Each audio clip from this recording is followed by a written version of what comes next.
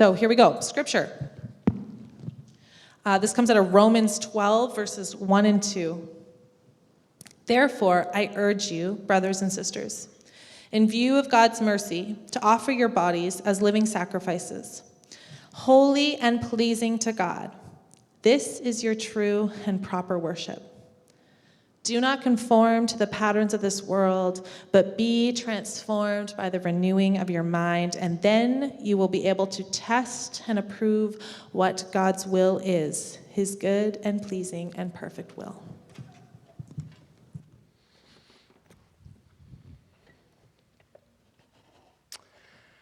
I struggled in school.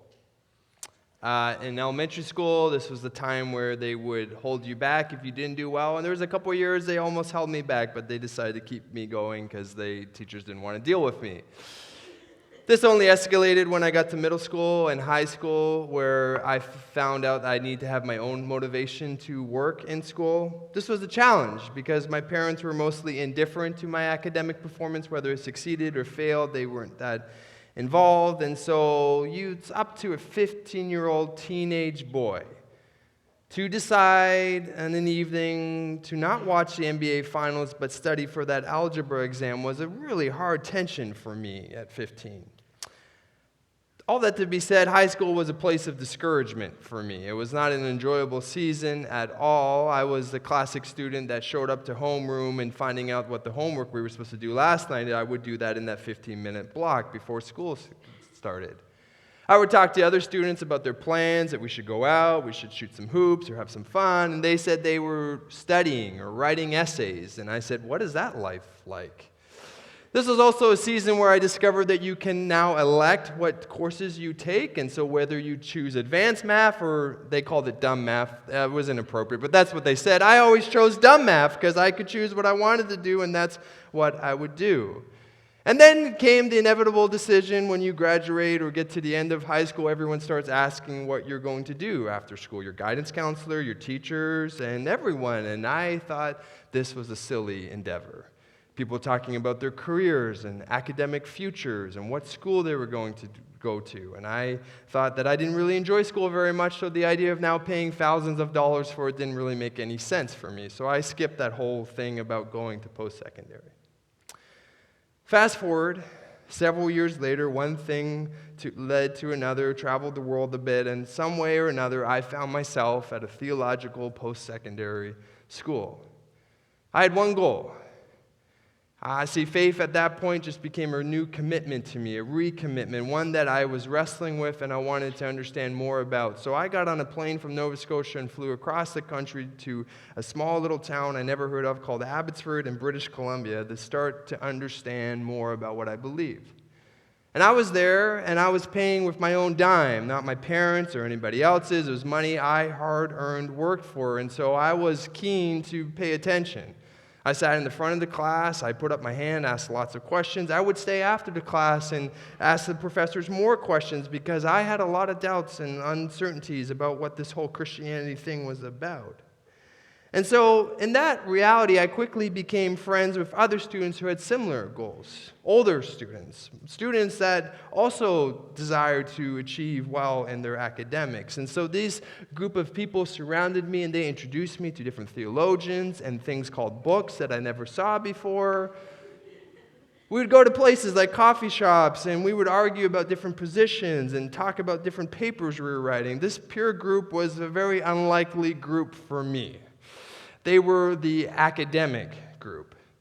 And so while other students were updating their fantasy football league, making sure they were going to win that year, or trying to find a date, I found myself in the library researching and working on papers. And I would find myself, my competition was competing with my peers of getting higher marks in their exams. It was at some point in my time here at school that I had a family member from out east come and visit me. And we happened to walk through the academic building. I said, the midterm results are in. I'm going to go check, see what I did. This was at the time where they put your results right on the wall. Your student number, not names. It was somewhat better. But anyways, and I went to the bottom, and I went all the way to the second name at the top. There was my student number. Got the second highest mark of that exam. which my family member was a bit confuddled and confused and wanted to actually see my student ID on my ID card. He said, cannot fathom you scoring so high. He asked what I wanted to do later that afternoon. I said, why don't we go to a used bookstore and find some books and read a little bit? Again, this was perplexing for him because I only at that point have ever read like 3 or 4 books, and they were all the mandatory English books that I had to read. And so the idea that I was reading and doing well in school was just completely blew him away. There was such a significant contrast between the Jordan in Nova Scotia in high school and the Jordan in BC in post-secondary. See, I tell you all of this to demonstrate the significance, the power that the context and the different environments have on us in forming and shaping who we are. See, the different relationships you have, the different interactions that you build, they have the power to shape and form you and make you in who you are. And so we are all in one way or another being informed by the different environments that we're in. They are shaping us, they're molding us. The different rhythms and experiences and environments we are shaping and forming us. And this is not a spiritual thing or even a church thing, this is a human thing. Let me give you a couple illustrations. If you have friends of yours that become parents, you know that their life radically changes, and they begin to be molded and shaped into a human being that you never knew them to be. They will be so rigid with their schedule and nap times that you don't even know who this fun-loving person that would stay up late all the time is anymore. They will know about all the parks around and the pros and cons to it and what fabric count is in which fabric and which one their baby needs and all this stuff. They've been formed and shaped and molded into a new person that you won't even recognize them anymore. There's a school down in Fraser Valley that a lot of their students come here and help with different ministries as they are projecting to look, that's what they want to do moving forward. And Amy and I in the last couple of years have interacted with them a little bit. And as we interact with the school, I've begun to notice they have a certain flavor and theme to them. I don't think any of them are here. They're still sleeping from the New Year's, so I can talk about this. Don't tell them.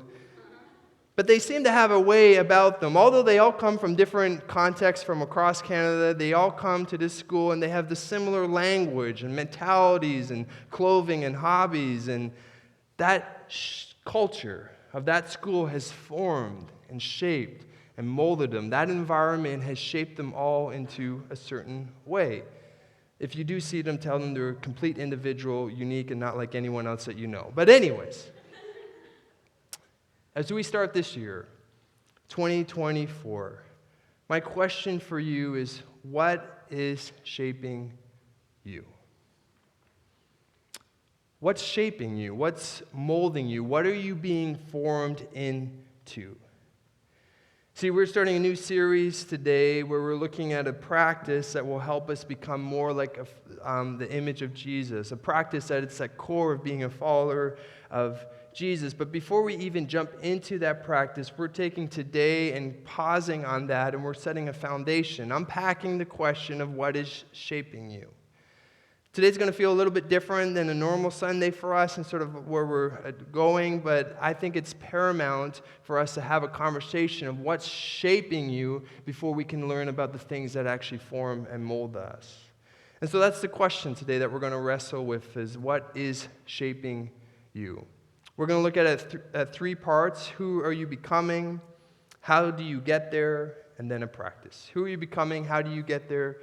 And then practice. Part 1, who are you becoming? How about a little modern psychology for us to get started? In 2018, James Clear wrote his first published book and entered the overcrowded market of habit formation. He wrote a book called Atomic Habits into a very busy market of other individuals telling you how to change your life and build the right habits to succeed your goals. His book looked at face value just another book in this overcrowded market, but it quickly became a New York Times bestseller. In fact, it went on to sell, I think, over 10 million copies at this point. I read this book in the first year that it came out, and it became a significant book for me, one of the favorites I've read as of late. And in it, he kind of looks at the habit research that we know, how people change and what forms and shapes them, and he has a couple different angles and perspectives on some things that really give it a lot of clarity for us understanding. And one of the main things he talks about is how people change. He says, when most people try to change, they think about the outcome. I want to save more money. I want to spend less money. I want to get in shape. I want to get a promotion in my career. Whatever the thing is, like people usually think of the outcome. What do they want to achieve? But he says that's the wrong starting point. He has an illustration for us, a kind of a graph that outlines this. Great, awesome. We're in school today. I didn't know if you knew. So he talks about, hey, most people want to change the outcome. They want to save more money, so they build a process. They budget. A couple people told me today that they're crushing their budget this year. I was like, that's great, one weekend. Anyways, they're going to do great. They have a process, you build that around that, and then that forms your identity. You become a person who saves money. He's like, this is how most people think about change in their life. But James Clear goes on and says, we try to change our outcomes to change who we are, but it's the wrong direction. He says this, quote, behind every system of actions are a system of beliefs. Your identity is what you believe about yourself to be true. And therefore, your behaviors are a reflection of your identity. And therefore, you should start with your identity and move to the outside. Let me give you a couple illustrations of how he communicates this. So the goal in 2024 is not to read more, but to become a reader. The goal is not to run more in 2024, but it's to become a runner. You see the difference? See, a lot of us say things like, I should be kinder, I should be a kinder person, but it's a totally different way of thinking to say, no, I am a kind person, and therefore I am a kind person, it's who I am, it's part of my existence, then I'm going to act and behave in such a way that is kind. Clear says, you change your identity, you change what you believe about yourself. This is how it works. You start with the core identity of who you are. So how do you change what you believe about yourself? Well, you start acting like it's true. You start acting in such a way that it's true to who you are. So therefore, for you and I, before we address the question of what will I do this year, the more fundamental question is, who do I want to become? Who do I want to become? So often we're focused on outcomes, the things we want to accomplish, the things we want to get done, but the greater question James Clear elevates and points to us is, who do you want to become? What kind of person do you want to see yourself as? So who do you want to become? That's the question. It's a significance question. That's the starting place for us, is your identity. Who do you want to be? In 10, 15 years from now, not what do you want to accomplish, or not that you'll be doing, but what kind of person do you want to be in 10 to 15 years from now? And what are you doing now to help you become that person? What kind of father do you want to be? What kind of friend? What kind of daughter? What kind of colleague? This will help shape the question as what forming and shaping you is by first addressing the question of what kind of person do you want to become. Your identity, the things you believe fundamentally true about yourself, the beliefs that you have, they shape what you do. In a more powerful way than just trying to achieve outcomes, we start with what are the things that we want to, who is the type of person that we want to become. So why does Atomic Habits and James Clear's kind of idea about habit formation, what does that have to do with this context here in Forest City? What does that have to do with this community? Well, if you've been here for a while, you know the anthem of this place, our North Star, the thing that we want to champion is we want to build a level of health in our community. We want to become whole. And for us, our conviction as a community here at Forest City is that we believe Jesus is the best model for us to become whole. That if we want to experience wholeness in our life, that there is no greater model for us than the person of Jesus. This past month, we've had some drainage issues at our church. If you've noticed driving through a parking lot, half of it's torn up. Sorry about that, but thank you for your patience through all this. And so one thing led to another, and I've had different plumbers here addressing the problem. I think we're on our way to solving our drainage issues, and we are like the Ark here at Forest City Church. Anyways, but I was having a conversation with a plumber, and I was meeting with this guy every day. They were here for about a week doing some of that work, and he asked, "What's my role here?" And I said, "Oh, I'm a pastor." And then he asked a question that I actually get quite a bit, is like, "How do you get into that?" It's like, I'm not quite sure the career pathway. Like, would someone come into your school and talk about career opportunities, and pastoring was one of them? He's like, how do you get into that? And I always find this question challenging because my story is like your story. It's complex, and there's different moments of my story that were significant to lead to where I am today, right? And so I want to take an hour and explain all of these different moments of how this individual that grew up not in a Christian home is now at one point pastoring a church, and how does that all work?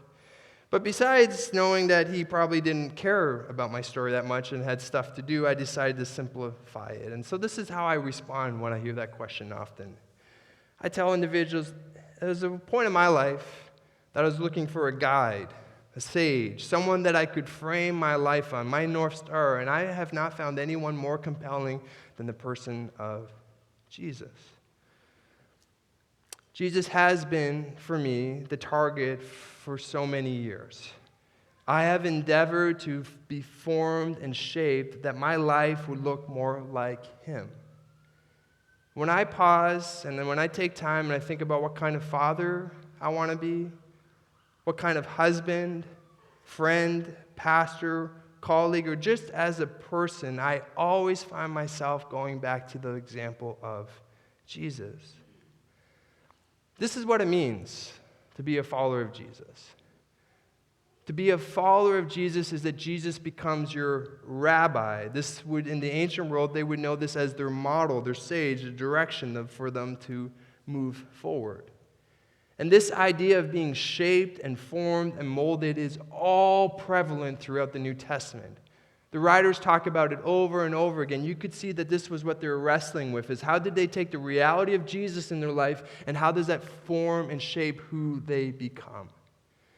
Probably one of the greatest places that this is most evident is Amy read it for us in just a moment ago, but Paul's letter to the Church of Rome. This is a dense theological letter. He spends 11 chapters kind of unpacking what Jesus has done to a very educated group of people. And then he gets to chapter 12, and he says, therefore. Based on the reality of what Jesus does, therefore, verse 12, verses 1, this is what he says, therefore, I urge you, brothers and sisters, those of you that call yourself followers of Jesus, those of you that have decided to live your life based on the reality of Jesus, in view of God's mercy, to offer your bodies, to offer your lives as living sacrifices, holy and pleasing to God. This is your true and proper worship, that your life is to be one that you respond in such a way that you live your life differently. Paul ingrains this even more in verses 2 when he says, do not conform, hear the formation language, the shaping language there, do not conform to the pattern of this world, but be transformed by the renewing of your mind. In other words, Paul's saying, listen, there is a contrast here. We're all being formed. We're all being shaped. We're all being molded. And he's saying, listen, as followers of Jesus, we need to live with such intentionality of what is actually shaping us. Eugene Peterson, he created a paraphrase of this chapter and verses, and I think it's really helpful. This is what he says. So here's what I want you to do. God helping you take your everyday, your ordinary life, you're sleeping, you're eating, going to work, walking around life, and place it before God as an offering. Take your rhythms, take your conversations with your spouse and your family, take your workplace, take how you spend your money, take how you treat your body, take how you treat the environment, take all of these different parts of your life, your going and your comings, and offer them to God as a sacrifice. Embracing what God does for you and the best thing you can do for Him. Don't become so well adjusted to your culture that you fit into it without even thinking, but instead fix your attention on God And when you do, when you're intentional about what's shaping and molding and forming you, you'll be changed from the inside out. Readily recognize what he wants from you and quickly respond to it. You and I are being formed. We're being shaped. The question, therefore, is what is shaping you? What's forming you? And see, our desire here in this community and our North Star is we want to be formed in the likeness of Jesus. In other words, we want to be more like him. We want our lives to look more like him.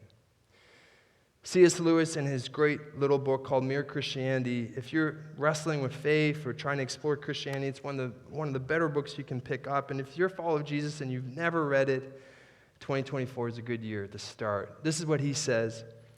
Every Christian, every single follower of Jesus is to become a little Christ. The whole purpose of becoming a Christian is simply nothing else. In other words, what Lewis is saying, listen, the whole point of being a follower of Jesus, the whole direction of our life, the whole questions that we're asking and what we're doing and where we're going and what's forming and shaping us is, are we becoming more like him? Are we becoming little Christ? Are we becoming more like his image? That's the whole purpose of Christianity, simply nothing else. Who are you becoming? James Clear says this is a fundamental question that you need to ask before you start to look at your habits and what you're doing with them, the question of what you're becoming. Which now leads us to part 2, how do you get there? Of course, James Clear persuasively outlines what we do and who we are becoming are symbiotic relationships. Symbiotic is a fancy word to say that you can't have one without the other. Meaning you can't simply have who you are without what you do. What you do and who you are, they're interconnected. They're symbiotic relationships. They go together. So who you are is very much connected to what you do. And what you do is very much connected to who you are becoming. You can't have one without the other. He goes on to say this, quote, ultimately, your habits matter because they help you become the type of person you wish to be. What you do with your phone at the end of the day frames and forms and shapes who you are. What time you get out of bed and what you do in the morning. How you treat people in traffic. How you spend your money. How you speak about other people online and interact with people. What you do, ultimately your habits matter because they help you become the type of person you wish to be. They are the channel for which you develop your deepest beliefs about yourself. Quite literally, you become your habits. What kind of person do you want to become? Well, what's connected to that and what matters is what kind of things do you do, because that's the place where they become the most of a reality.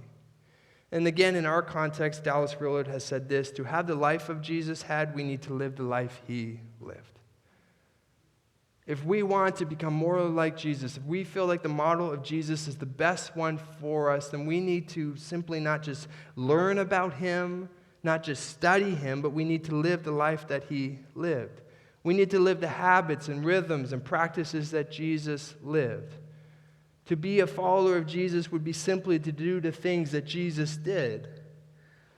So what are the habits that make us more into the image of Jesus? Well, these habits, these rhythms and practices for centuries now have been classically called the spiritual disciplines. These are habits that involve both the body and mind that spiritually form and shape us. Now, since we're in the 21st century and many of us grew up learning that the word discipline is a really negative word, maybe you're here today and the word discipline, you do not like that word. Just replace discipline with practices or habits of Jesus. It's all the same. But these are habits that followers of Jesus have been doing for centuries. Meaning we're not the first community that's trying to mold and form our life around the person of Jesus. Communities just like this one for centuries have been shaping and forming their lives around the person of Jesus. These spiritual disciplines or practices are things such as prayer, fasting, Sabbath, scripture reading, solitude, meditation, community, and so forth and so on. But what's interesting about these practices is I would say they're not intuitive. Society is not creating places that naturally form these things in you. How's your solitude going lately? Society is not built in a way that wants to create a level of solitude in your life. They want to actually distract you. They want you to make you consumers, not just consumers, capitalist consumers. They want to keep you busy. Society is not in a way that would create a Sabbath routine or prayer routine. Many of these they take discipline to find out in our life. These are not practices that are normative for us. Our society will not form these things in us, and so that's why it's intentional that we ask the question, what are we becoming? What are the things that are forming us? So to summarize, spiritual disciplines are how we follow Jesus. Spiritual disciplines are the things that we create in our life to form and shape us more into the likeness of Jesus. John Mark Comer is an individual who's written a lot about this subject as of late. He's probably one of the most leading writers into the topic of spiritual formation and these things. And so much so that he left his church and he started an organization called Practicing the Way, which his whole point is just to give material and create content to help individuals become more like Jesus and have practices and rhythms around that. He gives us a helpful suggestion when we're considering the topic of spiritual discipline. He says this, and like all habits, they are a means to an end. Your habit is just simply a means to an end. But this is where well-meaning religious people, like myself, he says, go wrong. When the spiritual disciplines, Bible reading, prayer, Sabbath, and so on, become an end in and of themselves, you've arrived at legalism. Therein lies death, not life. This is the danger of any discipline, and maybe you've been in religious or church contexts where the discipline became the focal point, not the ends. It became the end, not the means. But he goes on, he says this, the end, for you and I, the goal, the direction we want to become, the end is a life to be full with Jesus. The end is to spend every waking moment in the conscious enjoyment of Jesus' company, to spend our entire lives with the most loving, joyful, peaceful person to ever live. Spiritual disciplines, the practices of Jesus, the habits and rhythms form and shape us to be more like him and to spend more of our time with him. And if you've been here in this context for a while at Forest City, you know that this is a dominant theme for us. We do not just want to discuss, debate, and think about living like Jesus. Our life is way too short just to have more conversations about what could it look like. We fundamentally believe that we want to do these things that help form us into him. We have the audacious belief that to take Jesus seriously and his life seriously and actually apply the way that he lived to our own lives to experience the life that he had. And I say all of that because the modern North American church that so many of us have been a part of and have formed and shaped of, this church that we have been a part of is cognitively rich but action poor. We have so much material and Bible studies and lectures and sermons and devotionals and content, and there's so much things that we can learn and know, but very little action and application of those things. We are theologically deep but disobedient. We hear sermons and teachings of Jesus and how to live and about forgiveness, but we actually are obedient in following Jesus in those ways. And many occasions, those who train us, they know a lot about the subjects, they know a lot about their Bibles and theology, but not always, maybe in every context is different, but they don't always do those things. Maybe they don't do a lot about it. Maybe their lives are not applying these things, but they actually know a lot about them. Those are the people that have taught and formed us. Again, this is not everybody in every context. But our hope here is that we want to be a community that's spending time forming and molding ourselves into the image of Jesus. So what is shaping you? As you look at the beginning of this year, what's molding you? See, we as a church are actually going to spend time over the next several years, not all at once, don't worry, we'll take breaks, but we're going to spend time and look at several different practices of the way of Jesus. And we're going to look at those practices and wrestle with them, and many of them you're familiar with them, some of them maybe you're not, but we want to look at them afresh and see what ways can we apply them to our life so that we can be formed and shaped into Jesus and his life. So, the practice for today. Don't worry, that wasn't a long introduction. I'm landing the plane. Part 3 of practice. So the practice that we want to look at as a community in this January season is a practice of prayer. Prayer, probably for most of us, is the most familiar. Whether you're a church person or not, you probably have some experience and even practice of prayer. Almost every single individual has prayed at some point in their life at some place. But as Dallas Willard says, prayer is, above all, a means of forming character. Our prayers shape us perhaps more than anything else. We become our prayers. Our prayer life is forming, shaping our ways and our comings and our goings. Therefore, we believe this to be one of the most essential practices for us as a community to wrestle with because we want to experience this more than the rest.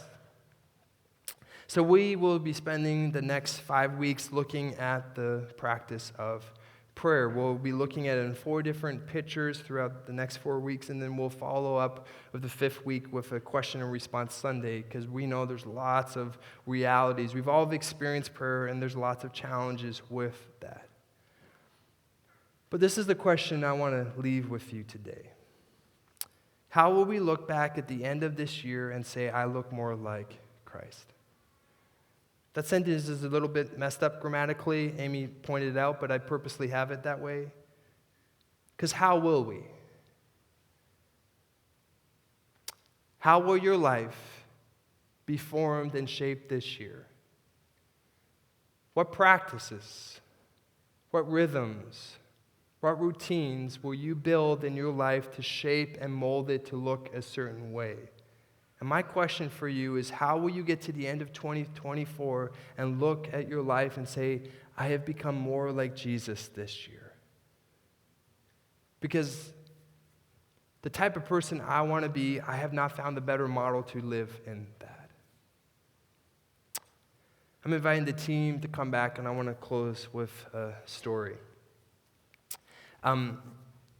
Several years ago, I was in a worship gathering just like this at a church in Victoria, and I was sitting in the front row. It was like they had an intermission during the service, and one of my colleagues came up to me, and she pointed out this really tall man with this massive beard and tattoos and piercings sitting like a few rows back.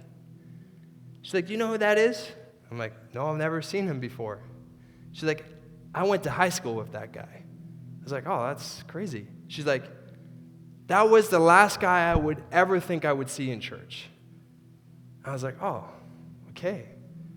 She goes up to him and she's like, "Hey, it's your friend." And he's like, "Oh yeah, well, how's it going?" And they start a conversation, and she finds out he's like committed his life to Jesus. He's following Jesus. And then I meet him later that day, and I was like, "Hey, I think we need a coffee. I want to hear about how the most unlikely person to ever be at church is at church this week." So we met up for coffee, and I just said, "Hey, how did you find yourself at church? How did you end up being there?" He's like, "Well, it's the craziest story. You'll never believe it." I'm like, "I've heard crazy stories," but he's like, "Okay, let me tell you." I worked at a barber shop, and I didn't cut hair. I just like organized the schedule and collect people's money, and there was always this Anglican minister that would come in like every 2 weeks. He had this haircut that he was committed to. And over the time, we would chat and talk and just have conversation, just a really friendly guy. And one day, my life wasn't going so well, and I was really down, and he could tell, and he looked at me, and he's like, "Can I give you a challenge?"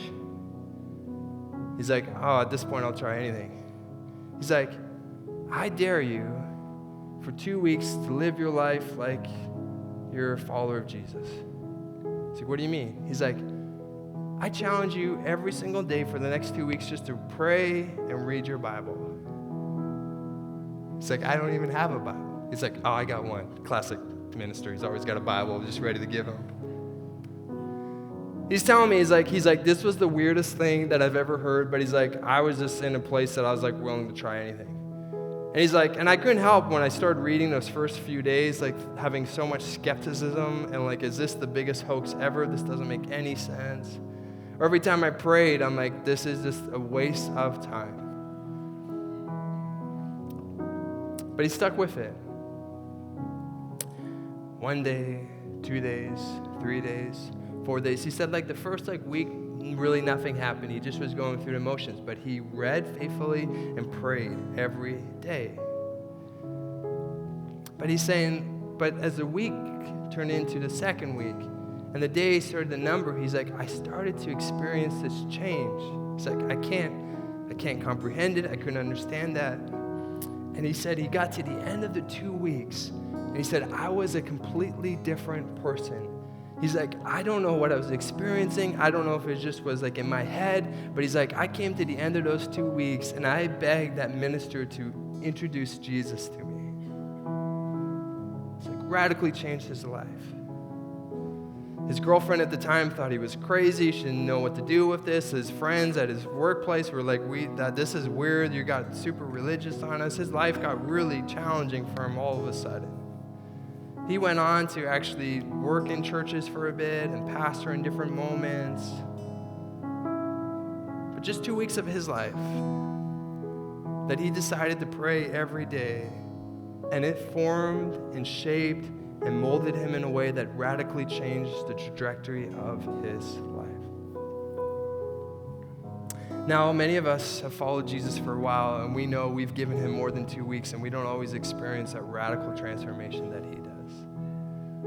But I tell you that story because I think it's a great story that illustrates that the things that we expose ourselves to, the rhythms we have, whether we check our email, the news, or we open the scripture and pray each morning, the rhythms we have, they form us, they shape us, they create something in us. So what would 2024 look like if prayer becomes a regular rhythm of your life? What change, what outcomes could happen? I'm going to invite you to stand this morning. I'm inviting the prayer team to come forward, and I'm just going to pray with you before the team leads us. Father, we are thankful. Jesus, we're just thankful that you are a guide for us. You are a model for how we are to live life. But you're not just simply a model, you are our Savior. You rescued us from the pits that we could not come out of. You met us in the gaps where we could not meet you on our own. And so, Jesus, I just pray for this community and this space. As we step into this new year, may we be intentional about the things that are shaping and forming us. And may we set in our own spirits, may we have a conviction and a belief to live in a way that is more like you, Jesus. May we become little Christ. May our goings and comings, may our interactions, may our lives become more like you. May we be formed by you. And as a result, may we experience the peace, the hope, the purpose that is found in you and you alone.